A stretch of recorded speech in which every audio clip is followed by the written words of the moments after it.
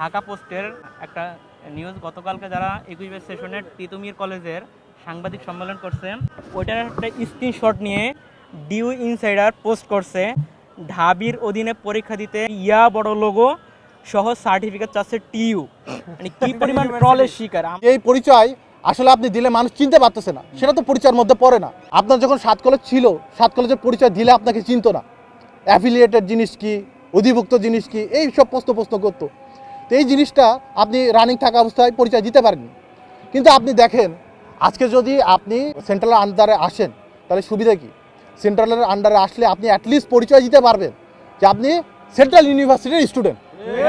আমরা একটা দীর্ঘ সময় বিশ্ববিদ্যালয়ের জন্য এবং আমাদের সংকট নিরসনের জন্য আন্দোলন করে আসছি। সেটা কম সময় না, সেটা একটা দীর্ঘ সময় ছিল, আমাদের শিক্ষা জীবনের গুরুত্বপূর্ণ মুহূর্ত ছিল। আমরা তো বিশ্ববিদ্যালয় পেয়েছি, কিন্তু আমরা এখনও কোনো সমাধান পাইনি। ঢাকা সেন্ট্রাল ইউনিভার্সিটি আমাদেরকে অন্তর্ভুক্ত করতে পারবে কি না সেটা আমাদের প্রশ্ন না। আমাদের প্রশ্ন হচ্ছে ঢাকা সেন্ট্রাল ইউনিভার্সিটিকে আমাদেরকে অন্তর্ভুক্ত করতে হবে। কারণ আমরা ইউনিভার্সিটির প্রতিষ্ঠাতা, আমরা ইউনিভার্সিটি প্রতিষ্ঠা করেছি। আমরা যে ইউনিভার্সিটি প্রতিষ্ঠা করেছি সেই ইউনিভার্সিটিতে আমাদের ভিসি এবং যে পদগুলো প্রয়োজন সেগুলো মোটামুটি নিশ্চিত হয়েছে, এবং তারা একটা সময়ক্ষেপণ করছে আলোচনা বা মত বিনিময় সবার মাধ্যমে। তো আমরা বলতে চাচ্ছি, স্যার আপনারা যে বিশ্ববিদ্যালয়ের পদে এসেছেন সেই বিশ্ববিদ্যালয়ে আমরা প্রতিষ্ঠা করেছি, আমরা আপনাদেরকে চেয়ার দিয়েছি, আপনারা আমাদেরকে পরিচয় দিন। আমাদের দাবি, আমাদের 21 বাইশ সেশন থেকে প্রত্যেকটা সেশন আমাদের দ্রুত সময়ের মধ্যে একটা রোডম্যাপ দিবে, এবং সেই রোডম্যাপ অনুযায়ী কোনো কালক্ষেপণ না করে আমাদেরকে সেন্ট্রাল ইউনিভার্সিটি অন্তর্ভুক্ত সহ আমাদের পরীক্ষা এবং রেজাল্ট নিশ্চিত করে আমাদেরকে এখান থেকে এই একাডেমিক প্রোগ্রাম থেকে কুইট করাবে।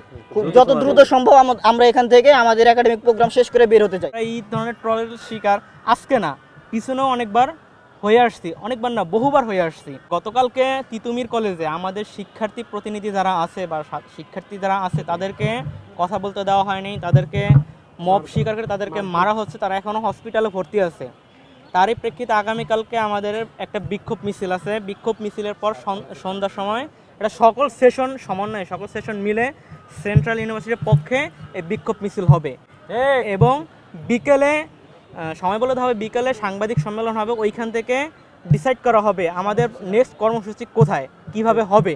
তো আমাদের নেক্সট কর্মসূচি হয়তোবা শিক্ষা ভবন অভিমুখে, মন্ত্রণালয় অভিমুখে হতে পারে।